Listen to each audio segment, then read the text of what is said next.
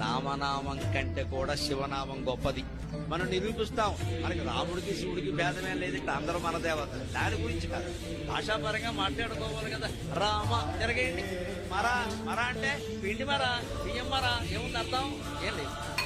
రామ అంటేనే రామ, మర అంటే రామ కాదు. కానీ ఏమంటారు మామూలుగా మరా మరా మరా అన్నా కూడా రామరామ అవుతుంది కదా. అవుతుంది, కానీ మరకు అర్థం ఉందా? కానీ రామనామం కంటే కూడా శివనామం గొప్పది. ఎందుకు తెలుసు? శివ తిరగే వశి. వశి అంటే శివ అంటే కూడా గొప్ప. వశి అంటే సర్వేంద్రియాలని వశం చేసుకున్నవాడు అని అర్థం. ఎంత గొప్పదండి అది. అది శివ అనే 2 అక్షరాల్లో గొప్ప.